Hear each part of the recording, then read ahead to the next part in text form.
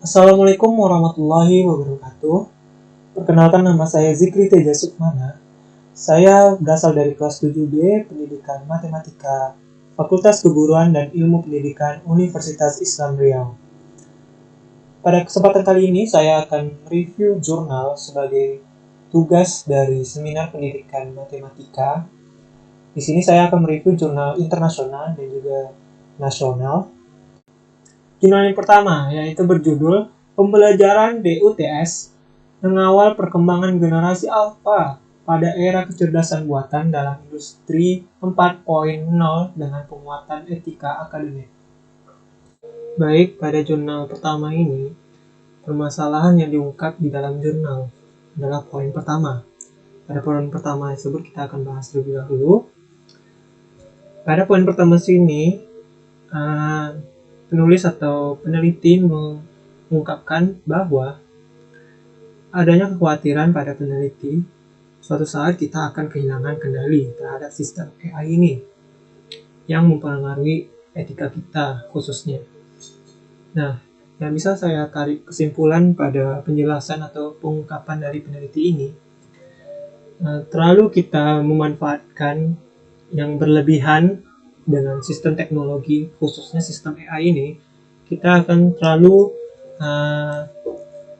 terlalu dimanjakan, istilahnya dimanjakan oleh sistem tersebut.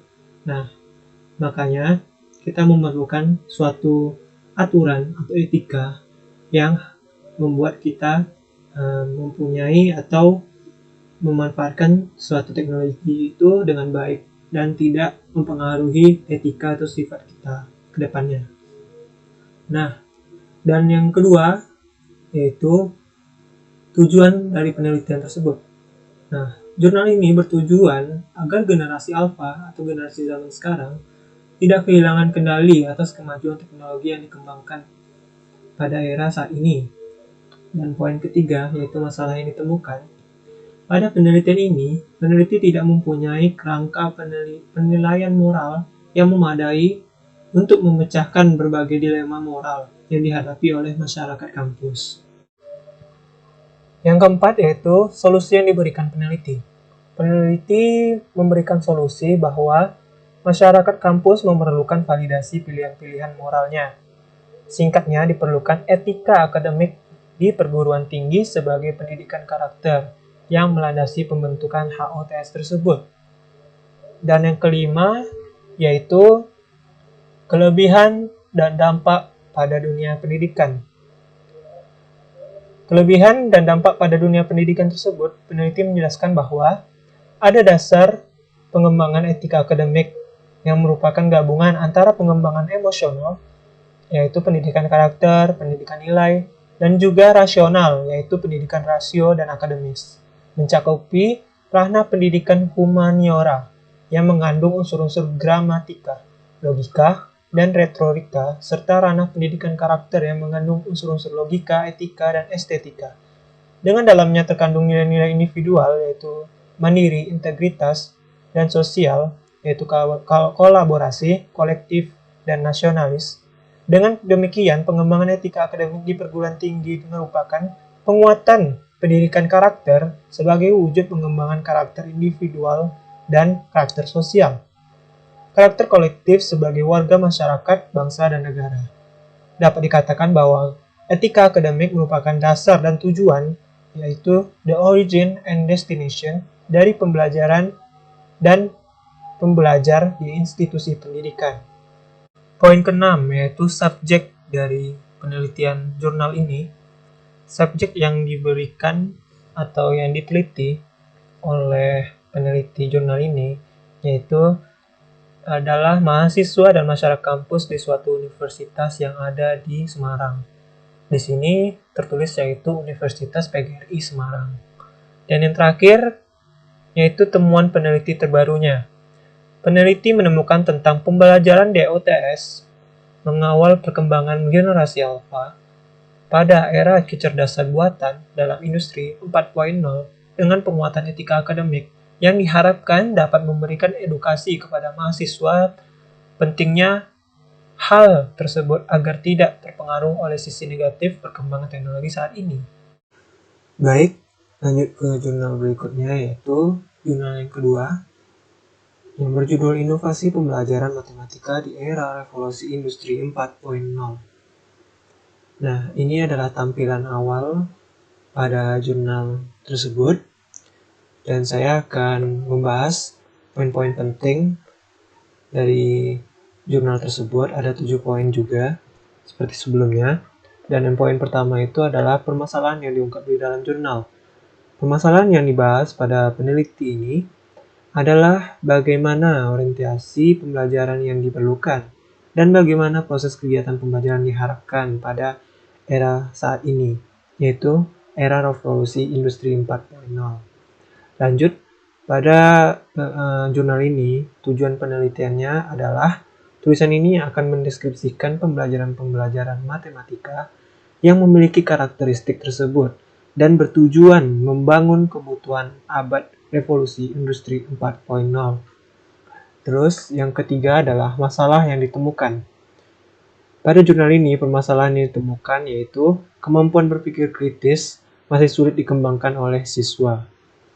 Yang keempat, yaitu solusi yang diberikan oleh peneliti. Peneliti memberikan solusi atau menyarankan pengembangan keterampilan berpikir kritis yang dikaitkan dalam masalah dunia nyata. Jadi untuk solusi yang diberikan pada masalah yang ditemukan sebelumnya, siswa itu diberikan soal-soal atau keterampilan berpikir kritis yang berkaitan dengan lingkungannya masing-masing atau kehidupan kenyataan. Dan berikutnya yaitu poin kelima, yaitu kelebihan dan dampak pada dunia pendidikan.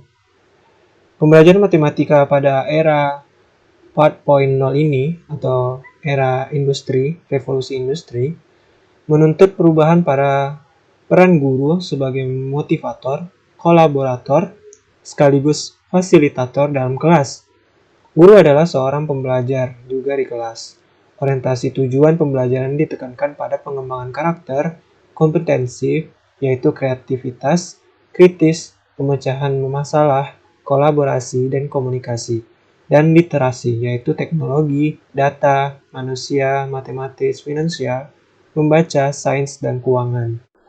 Aktivitas pembelajaran mensinergikan dengan perkembangan teknologi dan memanfaatkan budaya lokal yang dikembangkan secara global. Pembelajaran berorientasi masalah atau pemecahan dan pengajuan masalah dengan pendekatan pembelajaran STEAM, blended learning, dan berbantuan teknologi. Perkembangan dan perubahan tersebut perlu diimbangi dengan literasi dari guru sebagai pendidik yang adaptif dan fleksibel. Dan yang berikutnya yaitu poin subjek. Pada subjek kali ini, peneliti meneliti subjek yaitu siswa yang ada di suatu sekolah yang ada di Surabaya. Dan poin terakhir yaitu temuan penelitian terbaru. Temuan terbaru dari penelitian ini menjelaskan bahwa inovasi pembelajaran matematika di era revolusi industri 4.0 memiliki pembahasan mengenai orientasi yang cocok untuk pembelajaran yang diperlukan pada era ini dan model kegiatan pembelajaran yang diharapkan pada kondisi saat ini. Baik, kita lanjut ke jurnal yang ketiga dan jurnal terakhir dalam jurnal nasional, yaitu yang berjudul Tantangan Pendidikan Islam dalam Menghadapi Society 5.0 atau 5.0. Langsung saja kita akan membahas poin analisa yang pertama, yaitu permasalahan yang diungkapkan di dalam jurnal. Di sini diterangkan pada jurnal tersebut, Society 5.0 adalah masyarakat yang dapat menyelesaikan berbagai tantangan dan permasalahan sosial dengan memanfaatkan berbagai inovasi yang lahir di era revolusi industri 4.0. Seperti Internet on Things, yaitu internet untuk segala sesuatu, Artificial Intelligence, yaitu kecerdasan buatan, Big Data, yaitu data dalam jumlah besar, dan robot untuk meningkatkan kualitas hidup manusia.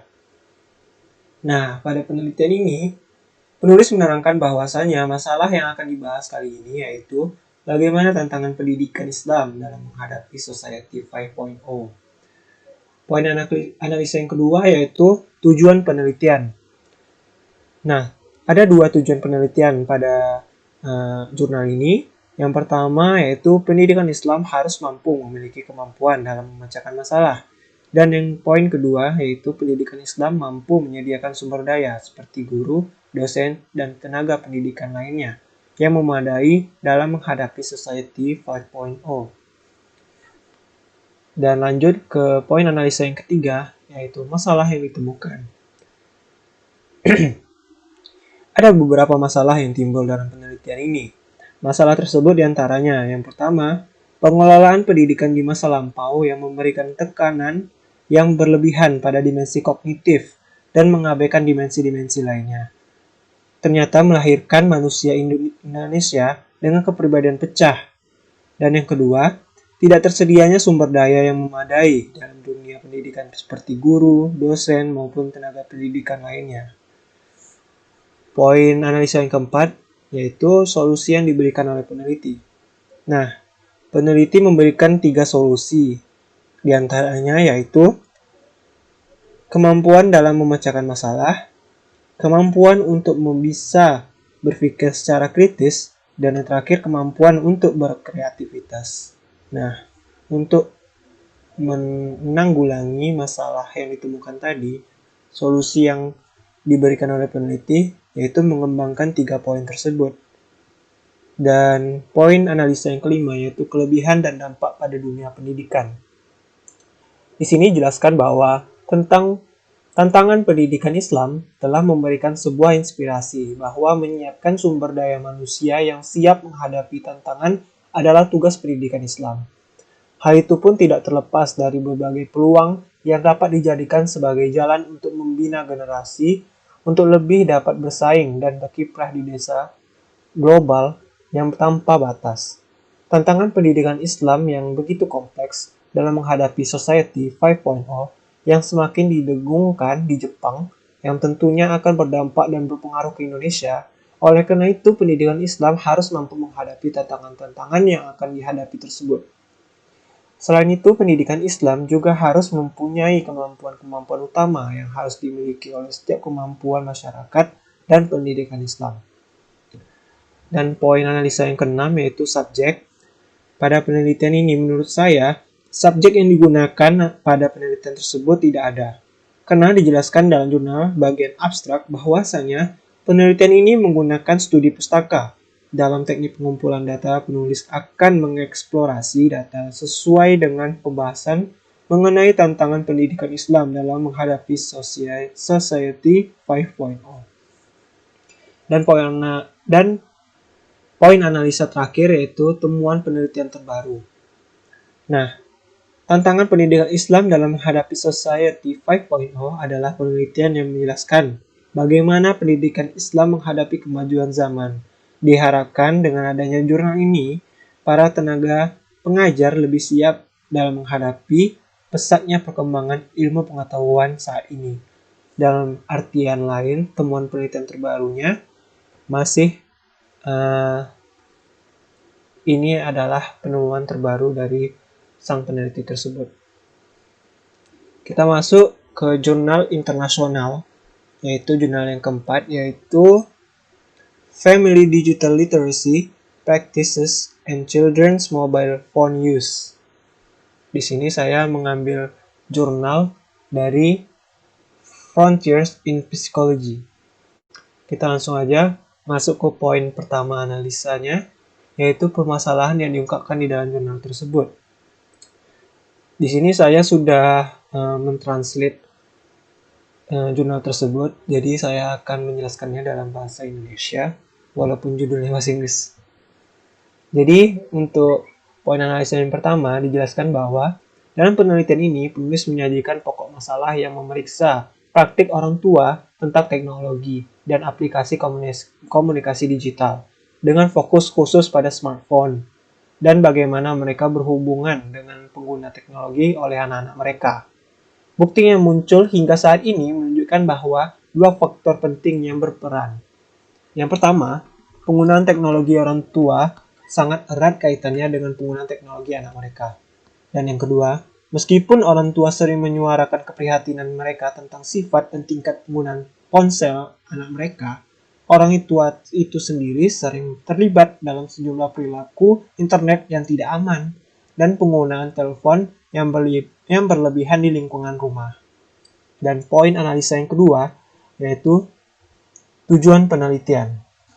Di sini dijelaskan bahwa penelitian ini bertujuan memberikan tinjauan komprehensif dan sintesis literatur tentang sikap dan praktik orang tua, terutama praktik literasi digital di keluarga, dan mempertimbangkan bagaimana mereka mempengaruhi penggunaan smartphone oleh anak-anak mereka.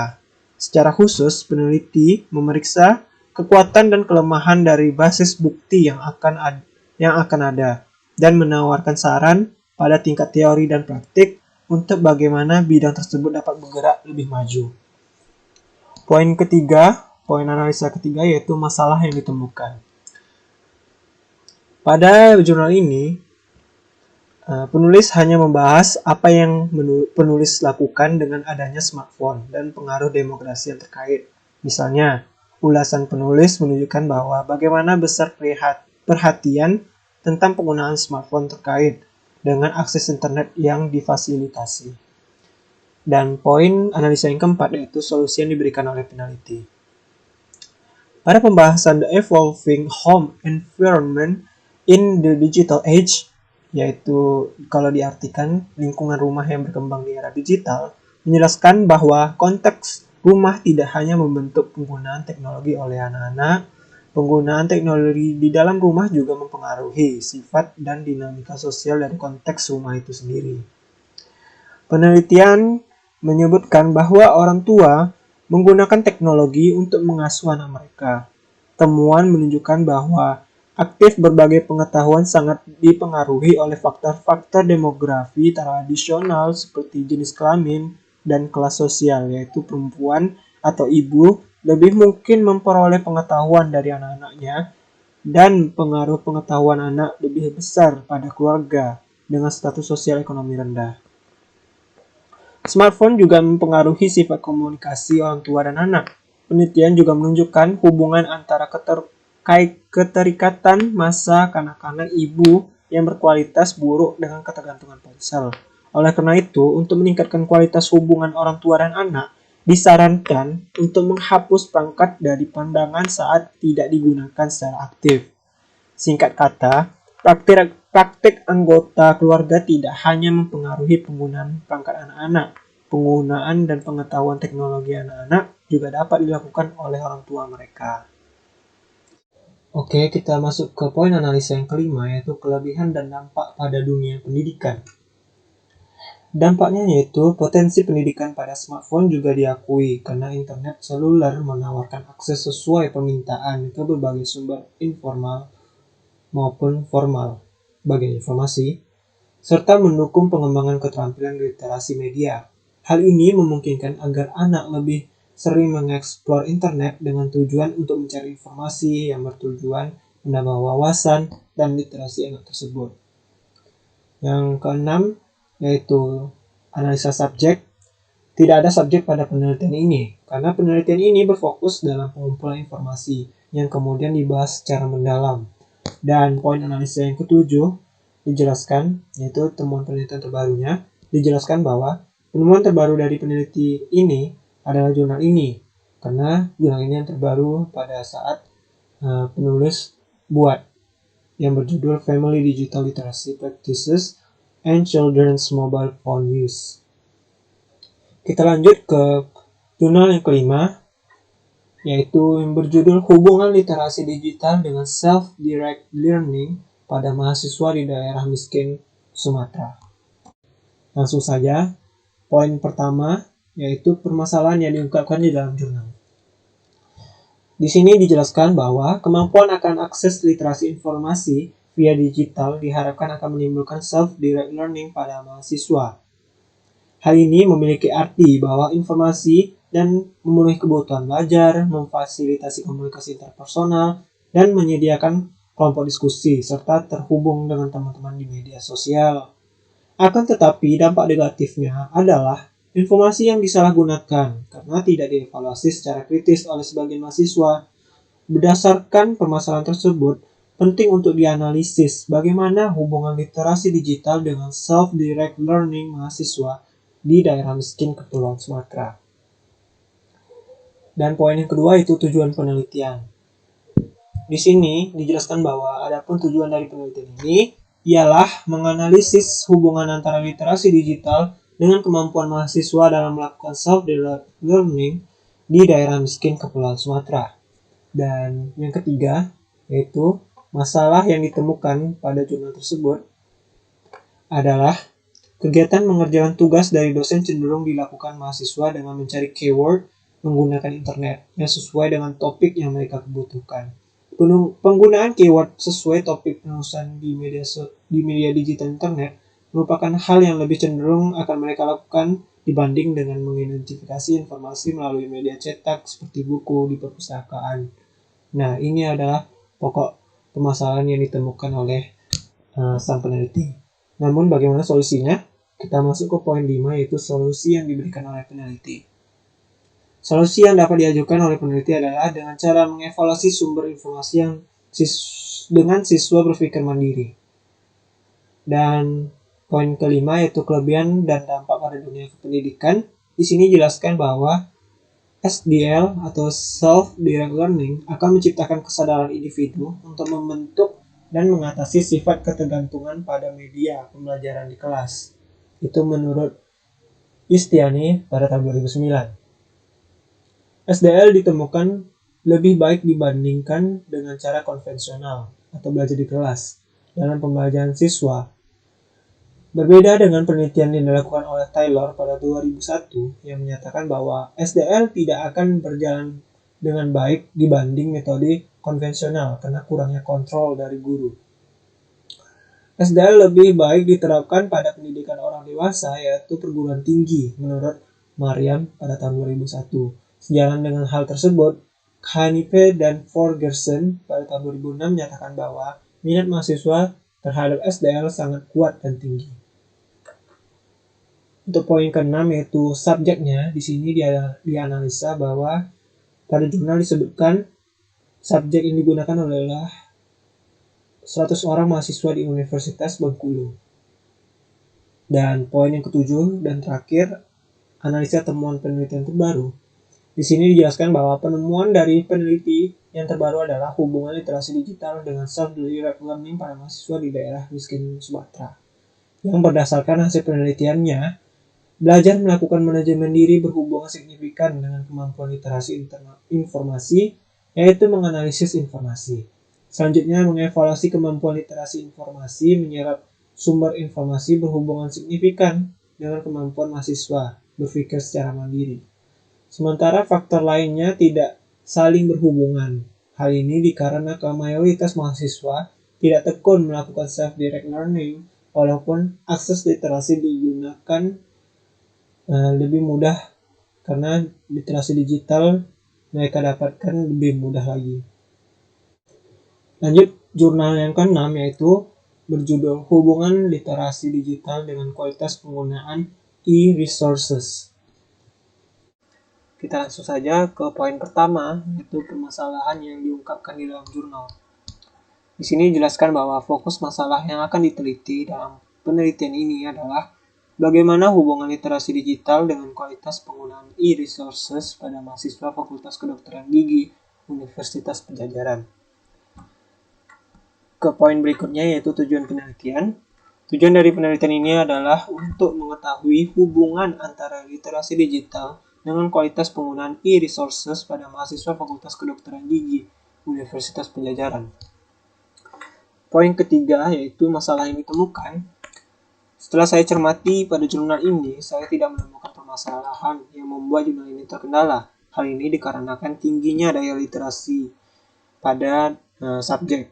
Sehingga pada saat di bangku kuliah pun, mereka tidak mempelajari mata kuliah tentang literasi digital pun, mereka masih tetap bisa mencapai kategori yang tinggi dalam bidang tersebut. Poin keempat, yaitu solusi yang diberikan peneliti. Tidak ada solusi karena permasalahan tidak ditemukan. Kelima, kelebihan dari penelitian ini dapat diambil kesimpulan bahwasanya literasi digital sangat mempengaruhi intelijensi manusia. Maka dari itu, perlu ditingkatkan literasi pada jenjang pendidikan kita sekarang ini, agar pemikiran anak-anak zaman sekarang bisa lebih berwawasan dan lebih kritis. Untuk subjek pada penelitian ini yaitu 90 orang mahasiswa Fakultas Kedokteran Gigi angkatan 2014 Universitas Padjadjaran. Dan yang terakhir, yaitu temuan penelitian terbaru. Penelitian terbaru yang saya temukan yaitu berjudul Hubungan Literasi Digital dengan Kualitas Penggunaan e-resources. Baik, itu saja dari saya untuk analisisnya. Menurut saya jurnal-jurnal yang saya dapatkan ini lebih menambah wawasan saya terhadap literasi dan juga kemajuan zaman. Ada beberapa jurnal seperti jurnal yang pertama kali itu kurang rapih karena banyaknya kesalahan pengetikan atau typo. Selebihnya sudah bagus menurut saya, dan ada beberapa jurnal juga yang sulit dipahami seperti yang tadi, yang jurnal yang keempat mungkin karena bahasa yang berbeda ya, jadi agak sulit dipahami juga.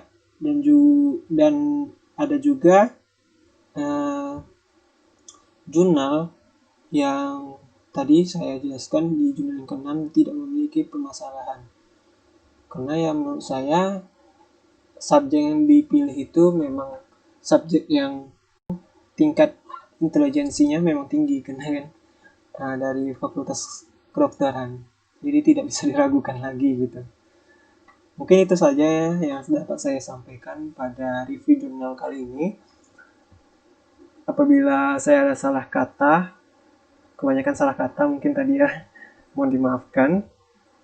Dan semoga saya berharap dengan review jurnal ini teman-teman yang melihat bisa bertambah wawasannya, atau video ini bisa menjadi patokan untuk teman-teman membuat review jurnal juga. Akhir kata, saya ucapkan terima kasih banyak. Dan ya, Assalamualaikum warahmatullahi wabarakatuh.